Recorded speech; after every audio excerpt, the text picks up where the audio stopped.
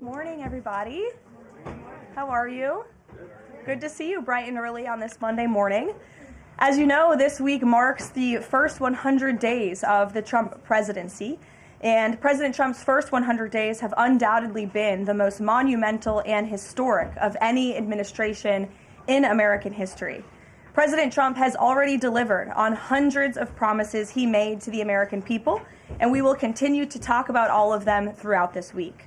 Tomorrow, I will host a press briefing at this same time, bright and early again, to highlight the Trump administration's economic accomplishments with our Treasury Secretary, Scott Bessent. And tomorrow night, President Trump will travel to Michigan to discuss all that he has achieved on behalf of the American people. On Wednesday, the president will host an open press cabinet meeting where each cabinet member will discuss their success thus far and their plans for the future. Today, we kick off 100-day week with a focus on the president's historic effort to secure our southern border. Later this afternoon, President Trump will sign an executive order on law and order and another executive order on sanctuary cities. The first EO will strengthen and unleash America's law enforcement to pursue criminals and protect innocent citizens.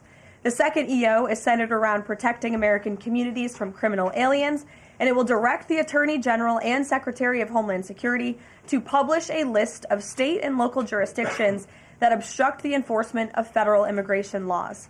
After these are signed, the president will have signed more than 140 executive orders already, rapidly approaching the total number signed by the Biden administration over the course of 4 years in office. Speaking of Joe Biden, it was his awful open border policies that recklessly allowed more than 10 million illegal aliens to invade the United States over the past 4 years. Innocent Americans like Laken Riley, Jocelyn Nungray, Rachel Morin, and so many others were viciously murdered at the hands of these illegal aliens as a result of Biden's dereliction of duty. That's why one of President Trump's central campaign promises was to secure the border and end this invasion. In just under 100 days, 99 now to be exact, the president has overwhelmingly delivered on that promise. America's borders are now secure because of President Trump. He has restored the rule of law, enforced our immigration laws, and defended America's sovereignty.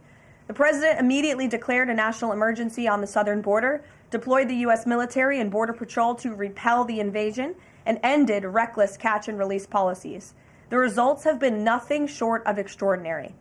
Between President Trump's inauguration and April 1 of this month, only 9 illegal aliens were released into the United States, a staggering 99.99% decrease from the more than 184,000 illegal aliens who were released into the country under Biden during the same period last year. The number of unaccompanied illegal alien children arriving at the border has also hit a record low. Total attempted illegal crossings at the southwest border hit a record low in February, only to fall to another new record low again last month in March. Just listen to these incredible numbers. In March 2024, under Joe Biden, Border Patrol encountered approximately 140,000 illegal aliens at the southwest border. 1 year later, in March 2025, under President Trump, Border Patrol encountered just over 7,000 illegal aliens at the southwest border. That's another 95% decrease from the prior year. The first piece of legislation President Trump signed into law was the Laken Riley Act, which requires illegal aliens arrested or charged with theft or violence to be detained. President Trump also reestablished the successful Remain in Mexico policy from his first term to ensure that aliens who arrive at our southern border and claim asylum are returned to Mexico to await their hearings instead of being allowed into our country while they wait. The president has also restarted construction of his signature advanced border wall. More than 85 miles of new border barrier are already in various stages of construction and planning. And Border Patrol, in collaboration with the Department of Defense and the great state of Texas, have deployed 75 additional miles of temporary barriers across the southern border. The Trump administration, as you know, has also ended the disastrous CBP-1 app, which Joe Biden exploited to facilitate the migration of nearly 1 million illegal aliens into the country. The Department of Homeland Security has relaunched this as the CBP Home app to provide illegal aliens in the U.S. a straightforward way to declare their intent to voluntarily depart. For years, Joe Biden's weakness in open border policies allowed vicious cartels to functionally control through a campaign of terror, rape, and brutal force nearly all illegal traffic across the southern border. President Trump has put a stop to this in record time. He designated these heinous cartels as foreign terrorist organizations and invoked the Alien Enemies Act to immediately apprehend, detain, and remove these massive threats who have flooded our country with deadly drugs, violent criminals, and vicious gangs. The Trump administration is working 24/7 to successfully arrest and deport these illegal criminals and foreign terrorists from our communities. We are in the beginning stages of carrying out the largest deportation campaign in American history. Over this past weekend, it was announced that through Operation Tidal Wave, a joint effort between ICE Miami and Florida law enforcement agencies, nearly 800 illegal aliens were arrested during the first 4 days alone. Among those arrested were a Colombian murderer, alleged MS-13 and 18th Street gang members, and a Russian with a red notice for manslaughter. And on the other side of the country, in the early Sunday morning hours, DOJ and DHS together launched a joint raid of an illegal alien underground nightclub used by Tren de Aragua in Colorado Springs, Colorado. DHS took more than 100 illegal aliens into custody, and many drugs and weapons were also seized. Operation Tidal Wave is a preview of what is to come around this country.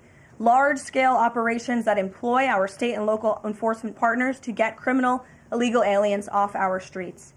As always, President Trump and our entire administration are grateful for the courageous law enforcement officers who are putting their lives on the line every single day to protect their fellow Americans and to keep our country safe. After 4 years of being vilified and hamstrung by the Biden administration, heroic ICE and CBP officers finally have a president who has their backs and is allowing them to do the jobs they signed up to do. There's no person who can attest to that more than our incredible border czar here at the White House, Tom Homan, who has dedicated his professional career to protecting our country and enforcing the law. I will let Tom deliver some short remarks, and then we'll open it up for questions today. Thanks for being here, Tom. Thank you. Just a few things. Look, I started in the Border Patrol in 1984. I've been at this for over 40 years. I worked for 6 presidents, starting with Ronald Reagan. Every president I ever worked for took border security seriously, because you can't have national security if you don't have strong border security. We got to know who's coming in, what's coming in, where's coming in, why it's coming in, right? Even President Obama and President Clinton took some steps to secure the border because they understood national security was important. Joe Biden was the first president in the history of this nation who came in office and unsecured the border on purpose. That's just a fact. We handed the Biden administration, after President Trump's first administration, we handed the Biden administration the most secure border in my lifetime, and he unsecured it on purpose. Now President Trump and this administration here, the success is unprecedented. We beat Trump's first administration on border success. Border numbers are historic low. Today, as I'm standing here, we have the most secure border in the history of this nation.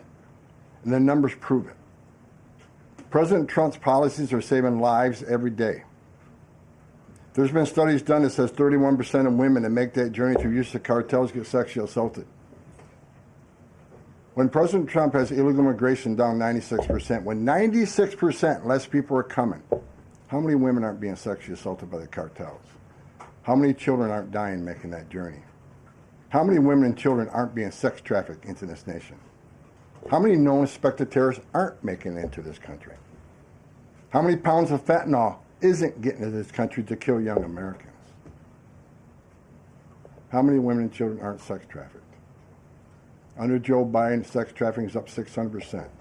We had 4,000 aliens dying making that journey. We had 250,000 Americans dead from fentanyl that came across the open border. President Trump's policy saves lives every day. Even the border wall saves lives. The people want to hate on the border wall. Every place a border barrier has been built, illegal migration's declined, illegal drug flows decline. But you know what no one talks about? The border wall saves lives. Because the most vulnerable, the women and children, can't get over that wall, which means they're going to a place where there's not a wall. And what's waiting on them? The men and women of the United States Border Patrol who will take care of those humanitarian needs, the health needs right off the bat. We just went over the numbers, and let me talk about a few numbers that are important to me. Under the Biden administration, we averaged over 11,000 many days, over 12,000, even some days 15,000 illegal entrants in the United States. 15,000. You know what the number was last 24 hours? 178. 15,000 to 178. Unprecedented success. On an average day in the Biden administration, known gotaways. People we knew crossed the border because they're on video, drone traffic, or sensor traffic. Crossed the border, weren't apprehended, weren't fingerprinted, weren't vetted. Average day under Joe Biden, more than 1,800 gotaways. Yesterday, 38. 38 too many? We'll get that to 0. But we went from 1,800 to 38. And finally, that was said earlier, under the first 100 days, or it was actually January 20th to April 1st, last year, 184,000 illegal aliens were released into the United States.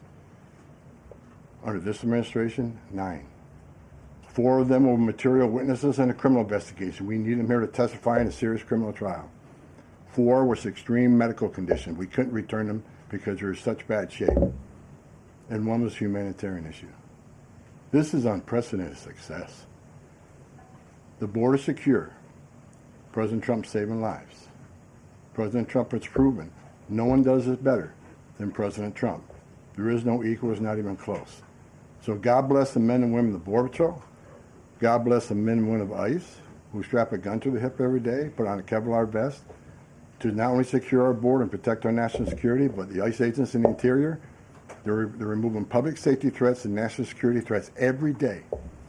While you're all sleeping at 2, 3 o'clock in the morning, there are men and women out there enforcing the law and making this country safe again. And we're going to keep doing it. It's full speed ahead. So I'll leave it at that. Awesome. Thank you, Tom. And thanks for all your great efforts. We do want to open it up to questions. If you have border-related questions for Mr. Homan, and I'm also happy to take any non-border-related questions. I'm happy to take border questions too, but Tom is here offering his time, so we encourage you to ask him questions. We'll start with our new media seat today. As always, Rogan O'Hanley, former Hollywood entertainment lawyer, I didn't know that, Rogan, who got fed up with the far-left ideologies of California and now posts conservative political commentary online for his more than 7 million followers across all major platforms. He joins us today from the great state of Florida. Why don't you kick us off today, Rogan? Thank you, Caroline. In Trump's first 99 days, we've seen a coordinated assault on the rule of law by radical judges who are thwarting his agenda with an unprecedented number of national injunctions. These judges are providing more due process to violent MS-13 and Tren de Aragua illegal aliens than they did for American citizens who peacefully protested on January 6th. As Stephen Miller has highlighted, it would be utterly ridiculous to have full trials and appeals for the more than 15 million illegal aliens that came across our border under Joe Biden. Many are now calling for Trump to circumvent these radical judges and consider suspending the writ of habeas corpus solely for these illegal aliens in accordance with the terms of Article 1, Section 9 of the United States Constitution, which explicitly allows for such a measure when there is a rebellion or invasion. There's strong precedent for this action, being that it was exercised by 3 of our greatest presidents, Abraham Lincoln, Ulysses S. Grant, and Democrats' favorite president of all time, FDR. All 3 of which are not only celebrated by historians, but are immortalized on our national currency with their faces on there. Furthermore, all 3 used it against American citizens, where in this instance we would only be using it against illegal aliens. I think almost every reasonable American would agree that 15 million illegal aliens coming across our border under Joe Biden counts as an invasion, especially since many, as you highlighted, are now robbing, assaulting, raping, and killing American citizens. Historic assaults on our republic require reciprocal action from our government. Can you please let us know if and when the Trump administration is planning to suspend the writ of habeas corpus to circumvent these radical judges who are infringing on his Article 2 powers and to start shipping out illegals en masse? I have not heard such discussions take place, but I can assure you that the president and the entire administration are certainly open to all legal and constitutional remedies to ensure we can continue with the promise of deporting illegal criminals from our nation's borders. And I also agree with the premise of your question, which doesn't happen in this room often, but I do agree with yours. It is absurd that the previous administration was allowed to allow 15 million that we know about illegal aliens into this country with very little pushback from our judicial branch. But this president is trying to simply enforce our nation's immigration laws and is facing roadblock after roadblock. So we're complying with court orders, but as Tom Homan has said every day, we're going to continue to forge ahead with this mass deportation campaign, and the president is open to all remedies to do that. Thanks for being here today, Rogan. If I can also answer your question, as far as the judges, look, we just arrested a judge, Pam Bondi, for impeding ICE enforcement removals. I said from day one, you don't have to support ICE's operations. You can support sanctuary cities if that's what you desire to do. Sanctuary cities can stand aside and watch ICE keep their communities safe, because any public official, whether you're mayor, city councilman, or governor, their number one responsibility is protection of the communities. And ICE has been clear, we're targeting public safety threats and national security threats. I can't believe there's any elected official, and especially a judge, that doesn't believe we should be doing that, and they should be helping us. But I said from day one, you can sit aside and watch, you can argue against us all you want and protest all you want, but when you cross that line, I've said this 1,000 times, when you cross that line to impediment or knowingly harboring, concealing an illegal alien from ICE, you will be prosecuted, judge or not. And as far as releasing so many people, you know why the Biden administration released millions of people in the United States? No one ever talks about it. I'll talk about it. Why did they release people into the interior of the United States and put them, rather than put them into an ice bed? Why not put them in an empty ice bed at $127 a night rather than in a hotel room at $500 a night? They did it on purpose, because when you put them in an ice detention bed, they get a hearing in 35 days. Court records show 9 out of 10 people claim asylum, get order removal, they're gone. But if you release them and put them in a hotel room at $500 a night, their hearings could be 5, 7, 9 years. You pull out all appeals, and what are they hoping for then? That another Democrat administration is in power. They can award an amnesty to millions. This is about selling this country off for future political power. That's what it was. The law clearly says if you arrive at our border without proper documentation, you shall be detained. Not maybe, not think about it, shall. And that's what President Trump's doing. Catch and release is over. That's what the law says, and that's what we've done. Barry. A question on Abrego Garcia, if I can. The president recently said when it comes to facilitating his release, he's leaving that up to his lawyers. So just to be clear, have there been any negotiations between the U.S. and El Salvador over his release or facilitating his release? I will tell you what the president of El Salvador told all of you in the Oval Office. El Salvador does not intend to smuggle a designated foreign terrorist back into the United States. He is an El Salvadorian national. That is his home country. That is where he belongs. And the administration intends to comply with what President Bukele said of El Salvador. He does not intend to send that individual back. So that's a no. There's been no talks. What I have told you is that the president of El Salvador has made this quite clear. Kate. Caroline, can you tell us more about the meeting between President Trump and President Zelensky over the weekend? Did that meeting change anything? Did Trump leave that meeting thinking any differently about negotiations and next steps on this? Look, the president talked about this after the meeting himself yesterday when he took questions from reporters on Air Force One. He thinks that he is increasingly frustrated with leaders of both countries. He wants to see a permanent ceasefire. I understand Vladimir Putin this morning offered a temporary ceasefire. The president has made it clear he wants to see a permanent ceasefire first to stop the killing, stop the bloodshed. And while he remains optimistic he can strike a deal, he's also being realistic as well. And both leaders need to come to the table to negotiate their way out of this. And I do think that the president meeting with President Zelensky shows that he is exuding a lot of effort and time into this because he wants to be a peacemaker president, which he was in his first term. He intends to do that again. And this is an incredibly difficult situation and conflict that President Trump inherited from President Biden, who allowed this war to start in the first place, but he's focused on solving this problem. Does anyone have border questions? Sure. Okay. Thank you, Caroline. If border crossings are at a record low, why should it still be considered an emergency?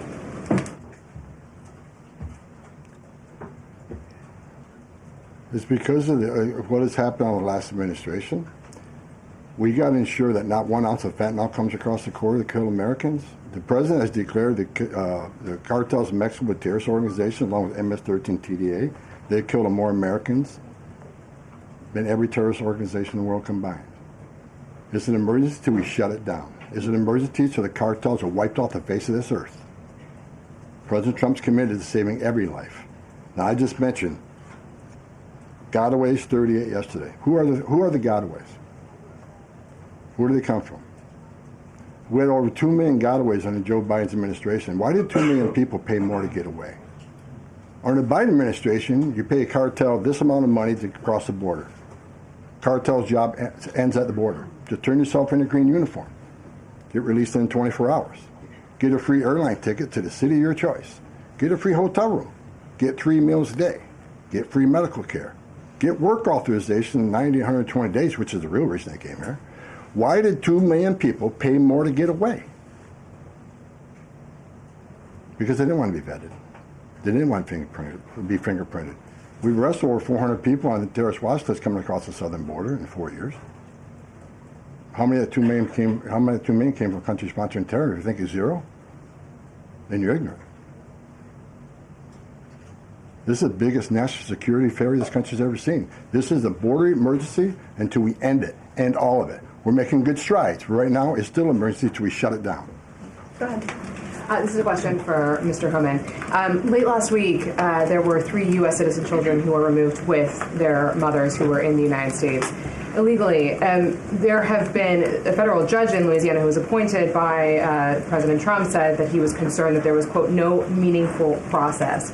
Are you concerned that due process, at least for the U.S. citizen children, is being flouted and that the speed at which the enforcement is being done could lead to errors, as was the case in the Kilmar-Abreu-Garcia case?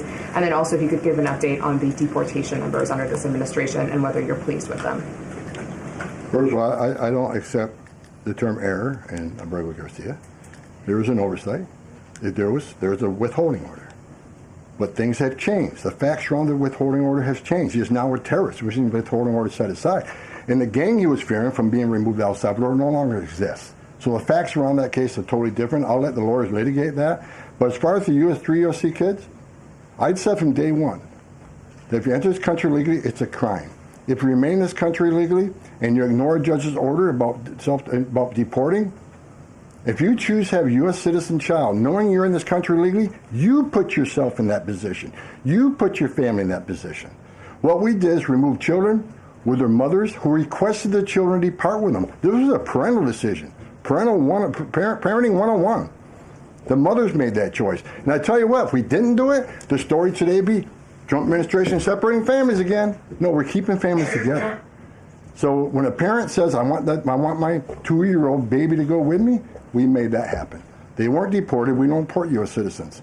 The parents made that decision, not the United States government. But I don't hear any questions about Laken Riley had a mother. She's never going to see her child again. Rachel Morin, she had 5 children. Those children are never going to see their mom again. This administration is doing the right thing. Every public safety threat we arrest from this country and remove them, this country is much safer. So parents will make a decision what happens to their child. Having a U.S. citizen child does not make you immune from our laws. If that's the message we send the entire world, enter the country legally. It's a crime. Don't worry about it. Get order removed by an immigration judge. Don't worry about it. No one's looking for you. And have a U.S. citizen child, and you're immune from our laws, you're never going to fix the border. People will keep putting themselves in harm's way. More women would die. More children would die crossing this border. We got to secure a border by enforcing our laws. We're not making this up. We're enforcing laws under statute enacted by Congress, and it's the right thing to do. Can you give an update on the deportation numbers under this administration? Mr. Homan. What are you asking for? We just provided the numbers. On the number of deportations that have occurred under this administration, whether you're pleased with that. Last number I got was 139,000 deportations. Am I happy with the number? Numbers are good. Especially if you look at the ICE numbers. The ICE arrest removals are far beyond Biden. But I read the media. Oh, ICE, the deportations are behind Biden administration. Well, why? Because they counted border removals. We don't have 10.5 million people crossing the border. We don't have border removals. So Joe Biden could have deported 5% of his encounters, and numbers will still be higher than us on the border removals because we have a secure border, the most secure border in the history of this nation. Compare apples to apples, ICE arrests and deportations are far more than Joe Biden. That's right. Caroline. Sure, go ahead. Mr. Homan, talking about the border wall, can you give us an update as far as how many miles are being built today? And is Mexico paying for it, as the president said they were going to? Well, first of all, I'll answer that question because I already answered it in my opening remarks. To date, since January 1st, there's been more than 85 miles of new border wall construction in various stages of that construction and planning. The president has made it clear to Congress that we want to see more funding for not just border wall construction, but also to support our ICE agents and our Border Patrol agents who are on the ground facilitating with this mass deportation effort. So he's clear that Mexico is not going to pay for it? Is that what you're saying? Let's address that. Trump said Mexico will pay for the wall. They have in a roundabout way, have they not? Putting 10,000 military on the northern and southern border, taking the action they did to remain in Mexico. They didn't have to do that. They're doing it. Putting military on the southern border. Have moved illegal immigration to a record low. We're saving millions of dollars every day on detention, transportation, removal proceedings. We've more than made up for the cost of that wall because of the actions of Mexico. So is Mexico helping build that wall? Yeah, because we're saving so much money, millions of dollars a day, that we can afford to build that wall. So actually, yes, they're helping to build a wall. John Milford. Thanks a lot, Caroline. Mr. Holman, a question for you. You're the border czar. Can you give an estimate as to how many individuals are in the United States illegally? That's number one, and I'm sure you're very familiar with that number, an estimate. And the second question is, I have a list that the White House put out of individuals, 100 ICE arrests since the beginning of the president's term, and the people are arrested for various very serious crimes: first-degree murder, convicted of rape, convicted of murder and aggravated burglary, sexual assault of a child. How many of the individuals that are in the United States illegally are people like this, really bad people? Well, first of all, how many illegal aliens I think in the United States? At least 20 million. He said, where'd you come up with that number? We've been speaking about 12 million for 20 years. We know we got 10.5 that we know of came to the border. How many don't we know of? I talked about known gotaways at 2 million. How many unknown gotaways we have? Like between the Big Bend sector in Texas where there's no technology, how many 1,000 people did get across through there? We wouldn't know. We would know now. But, you know, so I would venture over 20 million. But your question is, last count, last I looked, there was about 700,000 illegal aliens with criminal charges walking the streets of this country. 700,000. And that's what we're looking for now. That's what we're prioritizing. Them and national security threats. We'll go to the back row. Thanks, Caroline. Yes. For Mr. Holman, I'm Taylor with Spectrum News. We have a station up in Rochester, New York. It was reported you're visiting there tomorrow. Can you talk a bit about the purpose of your trip? I know the Trump administration is suing the city over its sanctuary city policies, how the executive order Caroline alluded to ties into it, and what your message is for communities and community leaders who say, we're able to establish our own rules here. We're worried about this input from the federal level. Can you talk a bit about that? Well, same thing I talked about earlier. I don't think any elected mayor, any elected governor should want public safety threats, those illegally in the United States, public safety threats, walking through the community. And what happened in Rochester, HSI agent called for emergency assistance. Officers of Rochester PD responded to a call from emergency assistance from a federal law enforcement officer. They responded. Then they got disciplined. I don't think anybody can come up with one instance where an ICE agent, a Border Patrol agent, didn't respond to an emergency call from assistance from any law enforcement agency. Cops need to help cops, especially in an emergency situation. But they got disciplined. And I met those officers down in Nashville soon after that. I think it was a couple of days after it. And I told them I stand with them. They did the right thing. Law enforcement responding to emergency assistance from law enforcement. So I'm going up there to support the men and women of law enforcement, the men and women who carry that badge and gun every day. They're working the streets at 2 a.m. while we're all sleeping. I'm going to give my support, and they just announced a lawsuit, and that's one of many. Sanctuary City is going to be sued on this administration for flouting immigration law. I mean, the law is clear, and they're violating it, and this administration is going to take actions. I'm going up there to show my support of men and women of law enforcement. I started as a cop, and the community. I'm showing support for them. Because the community wants their police officers to be officers too. The communities don't want public safety threats walking around their communities either. And that's what it's all about, and that's why I'm going.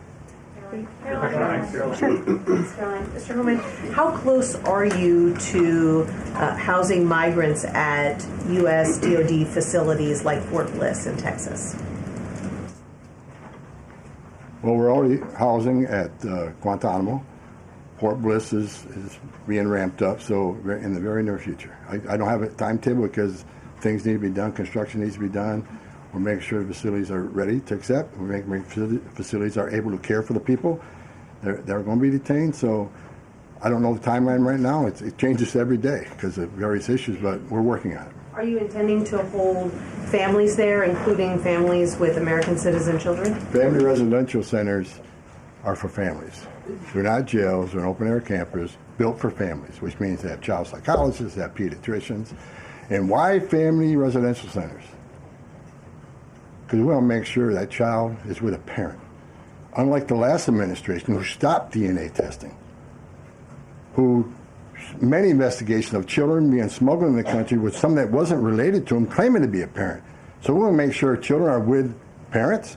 We're going to make sure that's actually a family and that child ain't being trafficked. That's the main reason. Regarding the executive order on sanctuary cities, is the administration planning to pursue any more investigations or prosecutions like was done against the judge in Wisconsin, against local officials? Well, we'd have to defer you to the Department of Justice, obviously, for specific prosecutions or cases against individuals. But as I said in my remarks, the executive order the President will sign later this afternoon does direct the Attorney General and also Kristi Noem, our great Secretary of Homeland Security, to provide a list of sanctuary cities in which local officials are not complying with this federal order and are not complying with federal immigration laws. It's quite simple. Obey the law, respect the law, and don't obstruct federal immigration officials and law enforcement officials when they are simply trying to remove public safety threats from our nation's communities. The American public don't want illegal alien criminals in their communities. They made that quite clear on November 5th, and this administration is determined to enforce our nation's immigration laws, and we're happy to provide the text of that executive order, and as I said, the President will be signing it later this afternoon. Sure. Excuse me. I want to talk about farm workers. The President said earlier this month that there could be leniency for some undocumented farm workers. I'm wondering, where do things stand with that? And I'm also wondering, does that at all undermine his message on immigration, that it's okay for some undocumented people to be in the U.S., but maybe not others? Well, the President was referring to our H-1B and H-1A visa programs, and there have been no final decisions on that at all. But the President, I think, what he was intended to speak about, what he was speaking about, is ensuring that we have a clean, legal immigration system that is being respected and obeyed. And the mass amount of illegal immigration that we've seen over the past 4 years in our country completely undermines our legal immigration system, those seeking citizenship, but also those coming here on a visa to legally and lawfully work. And the President wants to make sure that those programs are respected. Reagan. Thanks, Caroline. My question is for Tom. Tom, Reagan Reese with the Daily Caller. Over the weekend, ICE arrested 2 illegal immigrants for allegedly stealing Secretary Noem's purse over the weekend. What can you tell us about these individuals' immigration history as well as their criminal history? I don't have the criminal history, but I know the one that stole the purse is supposedly in the country legally. But, you know, pick the wrong person to steal a purse from. I mean, Secretary Noem's a strong secretary. I know I've been talking about the success of men and women of the Border Patrol and ICE, but under her strong leadership, she's a game changer. So I'm happy to work with her, despite the media I've read that me and Kristi Noem have differences. Me and Kristi Noem are attached at the hip. There's no daylight between us. We're both going to push the president's agenda. She's a strong secretary, and I'm glad she's in here. And I'm glad, well, again, that illegal alien, pick the wrong person to steal a purse from. I'm telling you. Mary Margaret, go ahead. Thank you, Caroline. I have 2 questions, one for Mr. Homan, one for you on the White House Correspondents' Dinner. I'd like to start with you, though, Tom Homan. This list has a very high number of sexual assaults on a child. Can you comment on that and why there's so many crimes against children committed by illegals in this country? I don't know why. It's sick. It's the worst crime in the world when you sexually assault a child. I mean, the most innocent of us all. But that's why I made a statement that one time I was going to go to Boston, bring hell with me, and the media went crazy. At Tom Homan says, we're going to Boston, bring hell with them.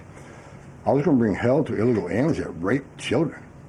There's not more of a heinous crime. And as you can see, the amount of child rapists we've arrested under this administration, that could have been arrested under the Biden administration. They were out there. They had their final orders. They were out there, but they didn't go look for them. They're too busy releasing millions of illegal aliens in this country. And the numbers prove it. The removal numbers of criminals was the lowest. ICE had the lowest number of removals in the history of ICE under Joe. At the same time, you had historic illegal immigration on the border. ICE had the lowest numbers in the history of the agency. That shows the difference between two administrations. We're looking for every one of them. People want to know, okay, when am I going to retire for the third time? I'll retire when every public safety threat, national security threat, child rape is eradicated from this country. That's when I'll rest. Thank you so much. And then Caroline, really quick. Alex Thompson said at the White House Correspondents' Dinner, and I'm going to read his quote, "President Biden's decline and its cover-up by the people around him is a reminder that every White House, regardless of the party, is capable of deception. We, myself included, missed a lot of this story, and some people trust us less because of it." Can you comment on those remarks and whether you agree with that assessment? I do agree with that assessment from Alex Thompson, who I understand won an award for writing a story months and perhaps years after the American people already knew that story to be true. Millions of Americans watched our mentally incompetent president struggle with his day-to-day duties of this office. We watched our country be ran into the ground as a result, and nobody in the media wanted to write about that, talk about it. There were many reporters, I will say, right-leaning reporters who did talk about that, who didn't get awards, didn't get coverage. In fact, they were lambasted for their coverage. And I remember being on President Trump's campaign, talking about Joe Biden's clear mental incompetence and being accused by people in this room of manufacturing deep fake videos, trying to persuade the public into not believing what they saw with their own eyes for many years. And I think it's about time the legacy media finally admits that was one of the greatest cover-ups and scandals that ever took place in American history, and certainly it did contribute to the decline in the trust that Americans have for the legacy media. Peter, which, by the way, is why we've made many changes to this briefing room in this White House. It's long overdue. Peter, go ahead. Thank you. A few things. You guys arrested a Milwaukee County circuit judge for allegedly helping illegal immigrants get away. As you guys look at other judges, would you ever arrest somebody higher up on the judicial food chain, like a federal judge or even a Supreme Court justice? Well, that's a hypothetical question. Again, I defer you to the Department of Justice for individuals that they are looking at or individual cases. But let's be clear about what this judge did. She obstructed federal law enforcement who were looking for an illegal alien in her courthouse. She showed that illegal alien the door to evade law enforcement officials. That is a clear-cut case of obstruction. You don't have to be a lawyer to understand that. And so anyone who is breaking the law or obstructing federal law enforcement officials from doing their jobs is putting themselves at risk of being prosecuted, absolutely. You guys have at least 18 written trade proposals. We still don't know who they are from or what they contain. What is the holdup with that? There isn't a holdup. We're working around the clock. The trade team is working all day. I was on the phone late last night with Secretary Lutnick. I was on the phone this weekend as well with Secretary Bessent. I mean, the entire team is working 24/7 to get these trade deals done. And I think you'll be hearing more about them this week. I don't want to get ahead of the trade team or the president in announcing potential deals, but certainly I can assure the American public that this administration is full speed ahead in cutting good and fair trade deals on behalf of the American worker. And one more. After the president's Truth Social post, the Browns finally took Shadur Sanders. Does the president think he deserves credit for Sanders getting picked? And does he think going to the Browns is better than being undrafted? Hey, all I will say is the president put out a statement, and a few rounds later he was drafted. So I think the facts speak for themselves on that one, Peter. We'll go to the back row in the middle, to the blonde. Yes. Hello. President Trump has said that Secretary Hegseth will get it together. Does he think that Hegseth doesn't have it together right now? Look, the president has made his position on Secretary Hegseth quite clear. He absolutely has confidence in the secretary's ability to lead the Pentagon. It's why he nominated him for this position. It's why the Senate voted to confirm him in this position. And look at the success that DOD has had thus far. Their successful operation against the Houthi terrorists in the Middle East. You look at the recruitment and retention levels for all branches of our armed forces are on the incline, which is exactly what this president intended to do. Secretary Hegseth has completely wiped out DEI from the Pentagon as well. And so he's going to remain focused on standing up for our war fighters, on implementing President Trump's peace through strength foreign policy agenda abroad, and the president supports him in his role. Sure. Many are wondering how these 10 or 20 million people are working. Is there some efforts to clamp down on employment because they're working somewhere to keep staying here? The number of worksite enforcement actions have tripled this year, and it's going to triple again. Because in sanctuary jurisdictions especially, if we can't arrest the bad guy in the safety and security of a county jail, and they're going to release them into community, that means we go into the community. If we can't arrest them in the community, we'll arrest them at their work site. We got to do what we got to do to arrest public safety threats. There's no sanctuary for public safety threats in this country, so worksite enforcement is going to increase even more than it already has. And another reason for worksite, the last administration stopped worksites. Where's the number one place we find victims of trafficking, victims of forced labor trafficking, and work sites? So not only are we going to enforce the law on work sites, we're going to save victims of trafficking. That's another reason we've increased worksite enforcement. Awesome. Well, go ahead, Brian. Sure. We'll take one more question. This is for Mr. Holman. We all walk by these heinous yard signs that are along Pebble Beach. What is some of the feedback that your ICE agents are getting in the field from the community as they remove these individuals from their families, their neighborhood, their schools, or all the places in their community? What's been the reaction that your ICE agents have gotten from the people who live amongst these individuals? The morale of ICE and Border Patrol is at all-time high because they're getting to uphold the oath they took, and they're enforcing the law. Border Patrol and the Biden administration, I met with hundreds of them. They felt like Uber drivers and tourist agents. These men and women joined the ranks of ICE and Border Patrol to enforce the law, make the community safer, and protect national security. I hear it all the time. There's a lot of people in this country who don't like me. I don't care. But when I walk through an airport, I have many people walking up to me and thank me for what I'm doing, and I'm not taking credit for anything. The success of the border and immigration enforcement is President Trump and the men and women wearing that uniform. God bless each and every one of them. But I take a pleasure in seeing it because in 40 years of doing this job, people always want to say, why are you so emotional when you testify? Why are you so emotional on network? Because if they wore my shoes for 40 years, they'd understand why I'm emotional. I've talked to little girls as young as 9 years old that were raped multiple times by the cartel members. And then when you get to your knees and you talk to that little girl and everything innocent and pure has been ripped from her, when you listen to the Lake and Riley, 17 minutes, that young lady fighting for her life. Don't just think, okay, a young woman died. Think of how she died, the terror that she went through, and these children that are sexually assaulted. I stood in the back of a tractor trailer and 19 dead people at my feet that baked to death. Illegal immigration is not a victimless crime. And so every sick person we take off the streets, especially child rapists, it makes this country much safer. Every illegal alien we arrest, public safety threat, one at a time, makes this country safer. But I got one thing I need to say real quick before I leave. Take your notes from you, Tom. Take my notes from me. I'm going to read it. I don't want any misinterpretation when I'm reading to you. The registration requirements under 8 U.S.C. 1302. If you're an illegal alien in the United States, this message is for you. You cannot hide from ICE. We're actively looking for you. Federal law requires every alien in the United States who has been present in the United States more than 30 days needs to register. For those 14 years or older, you need to be fingerprinted with the Department of Homeland Security. Federal law requires every alien in the United States to tell DHS in writing if you have a change in address within 10 days of changing that address. Failing to register with DHS and failure to tell DHS about your new address are criminal offenses, and they're going to be treated as such. Starting today. Make no mistake, if you're in the country illegally and you fail to do what the law requires, we will prosecute you, you will go to jail, then we'll deport you. Second law, penalties for failure to depart, 8 U.S.C. 1253.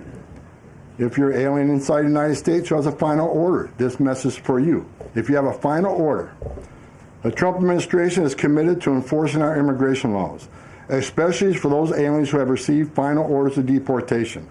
There are currently around 1.4 million illegal aliens who have been ordered removed but remain here in violation of the law. We will aggressively prosecute, consistent with long-standing law, those aliens for failing or refusing to depart or who takes other related actions aimed at hindering their removal. You cannot open the door, you cannot answer questions, you cannot open your car door, you can consider to evade law enforcement. If you fail to leave the United States after receiving a removal order, we can and will issue monetary fines up to $998 a day.